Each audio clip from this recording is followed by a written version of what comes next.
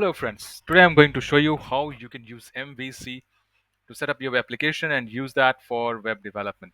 This will be a basic, so I will be covering very few things, just a request from one of my subscribers. So I thought that it's a small thing which I can prepare for you and let you know how we start that. All right. So here I'm reusing Visual Studio 2022. So this is the first screen that will appear when you try to launch Visual Studio. And from here, you have to select MVC. And this is not a .NET Core application, so you have to select .NET Framework to run Visual Studio for MVC application. And so it's just trying to filter out where is the .NET Framework library. Wait, let's make it a capital. Here, ASP.NET Web Application .NET Framework. Okay, so this one, and we select the next.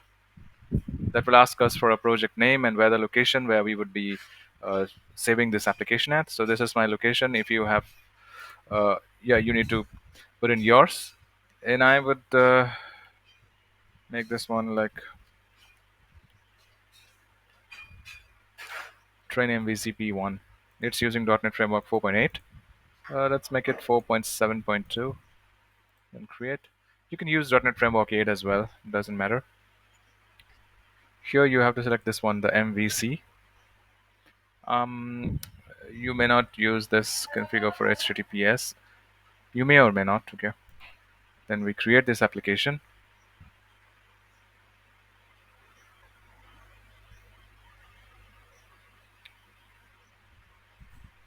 While this application is trying to be created, let's go ahead and have a look at our database. How we should connect to the database. All right. So this is my SQL server, and I will be selecting a database from it. So in the bottom, I have the web doctor. Use the web doctor.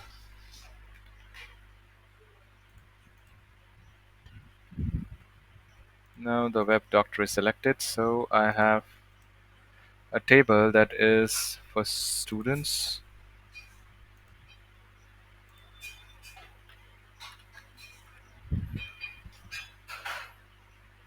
Okay, so back then I used TBL student. All right, so does it have any data? Let's see. Yep, I have got few of them. Wait, still creating the project. Okay.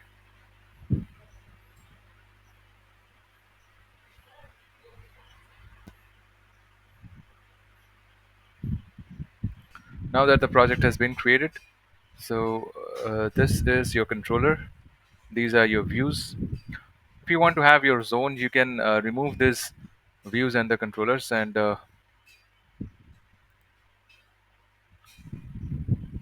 you can add your own. Okay, so the final web.config at the bottom, this will have your connection string. This one is rarely used. This layout is your um, the parent layout, or you can say that this is the we had this one in ASP.NET, that the master page. Okay, so we in ASP.NET web forms we have it as master page. Similarly, we have a layout, or you can have your own layouts in ASP.NET MVC. Okay, so this is where you will have your body inside this render body. So anything that you create as a view using the controller, that will be displayed inside the render body. You can use your scripts. You can use Bootstrap scripts, the CDNs in your layout. Okay, that's how your application will be designed. Now, currently, also it is showing that Bootstrap is currently used here in the default layout that has been generated. So going back to the controller, we have one controller over here, and that is home controller. So I want to add one more. So in this controller section, I will add one more, let's say a student's controller. So right click on the controllers folder, add, and it will.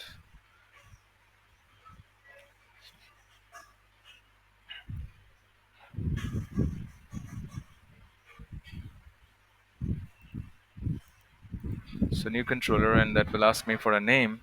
Here I'm using an empty controller, and I will add a name to it. So let's say students, and we added it.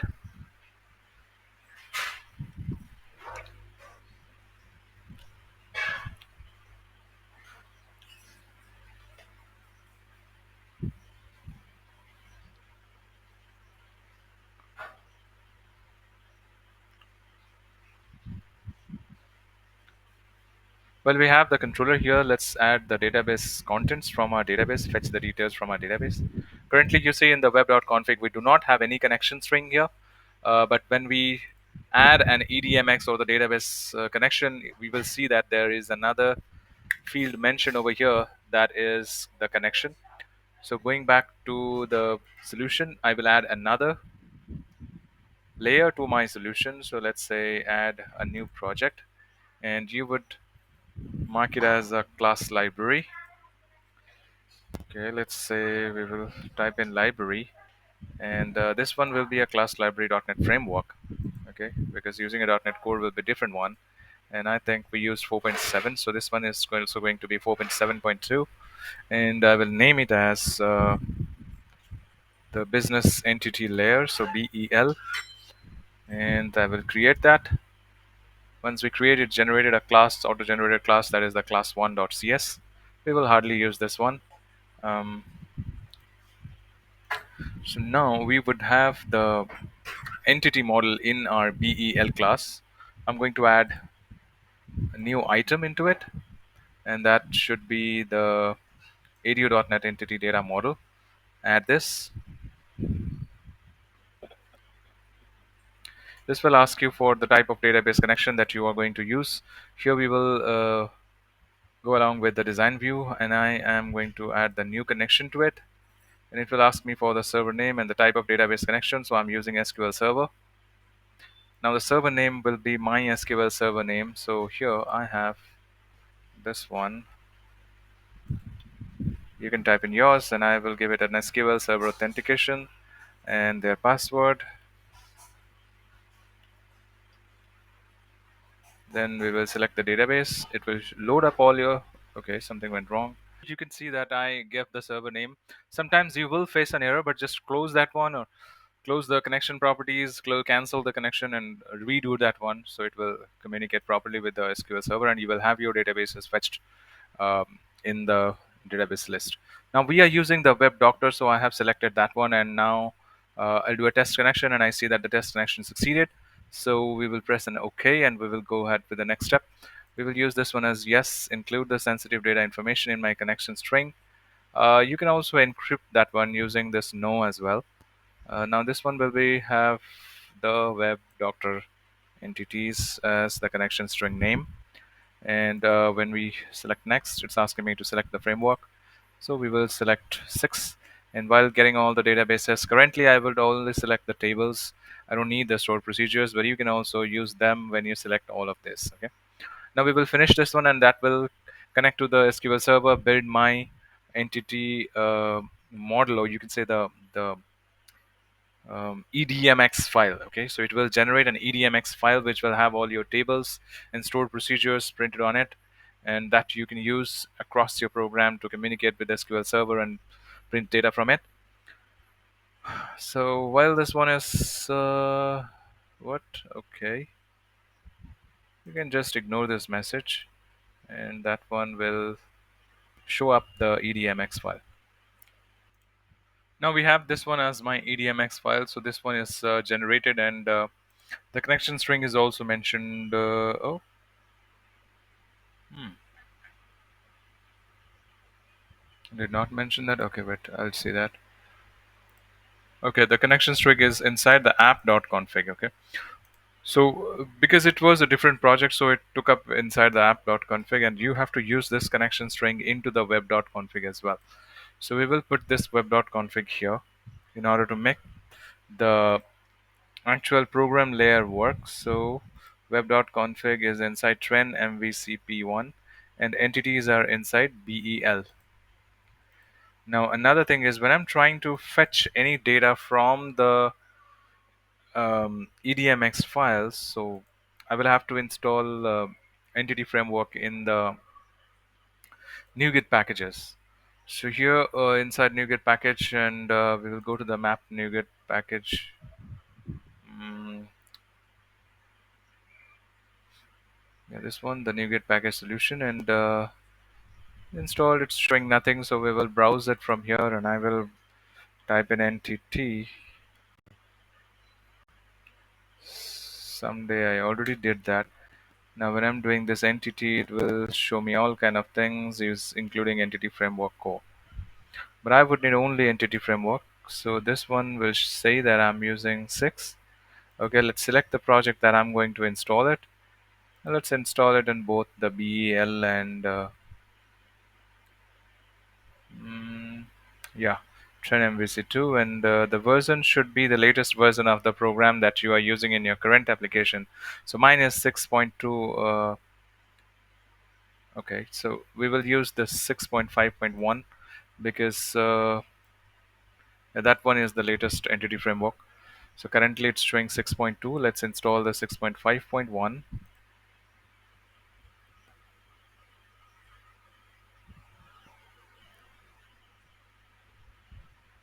All right. So after configuring the package shows, it came up with the entity package that I need to install. So configuring the package source means it will ask you for the package source mapping, and you just hit a star on the ad, and it will all work good.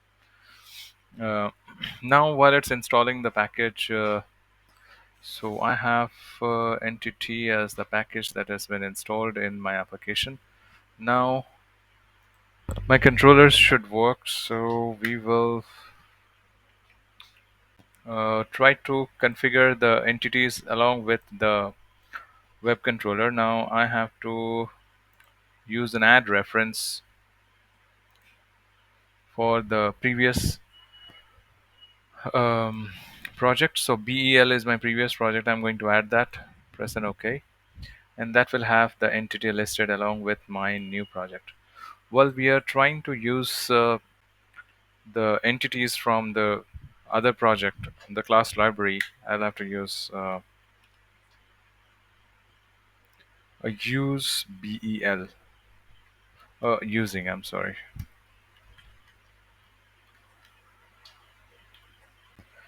When I do this using BEL and I have to include the entities, now here I will, what was the name of my entity? I think it's the web doctor entities here, equals to new.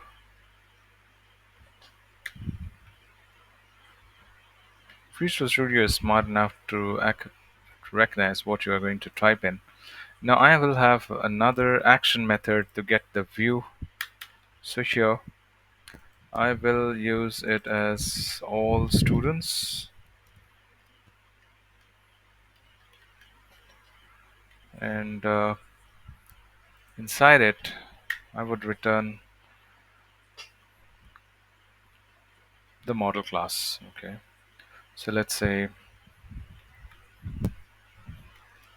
this one will be the model class. So this is the, it should be a list type of data. So sorry, list, and inside this the web doctor entities, and ent equals to new this. Okay,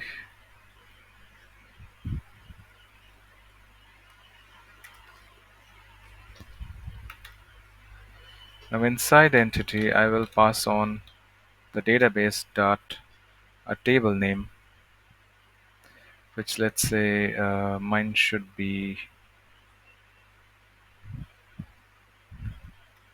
students dot to list.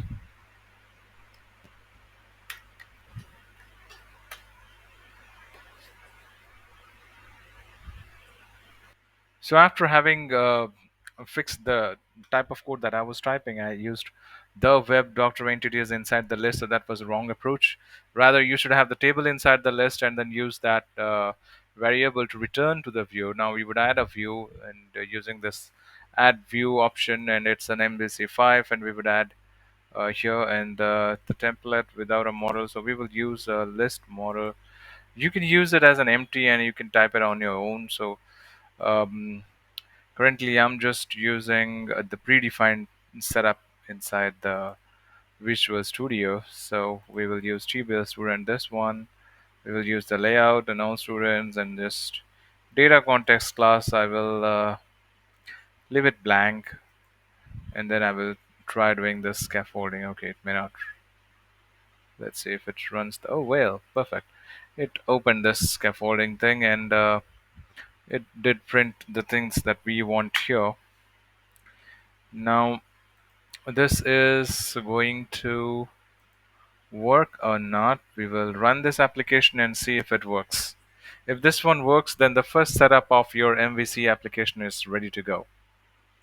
What we did is we created this program using an MVC with .NET Framework. We added another entity data model that is situated in another class library as a different project, and then we referenced it as a link into our main project, and then we are referencing the entity as our base class inside the controller section to fetch the entity classes from the controller. And then we generated a view which would have all the list of our table data, which is going to be printed on the report. Now we ran the program to see if it successfully connected to our database and tried to fetch our records from the table that is TBL student and have this 3 rows of data in the view.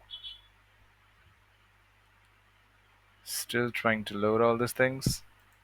Alright, so let's see. It used a for each loop. It has this edit details and delete, which is automatically generated using the scaffolding. You can use this on your own. If you use just an empty view, you will have all the scaffolding data with you, all the list data from your application.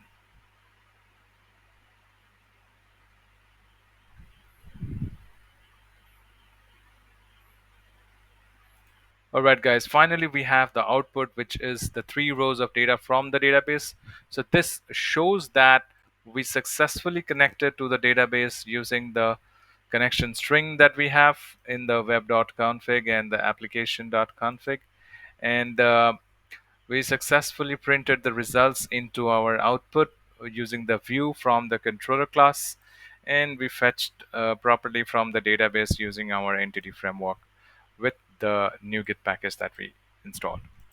So that was all about this video. We will have few more videos coming in the future. Until then, stay connected, stay happy, and happy coding. Thank you.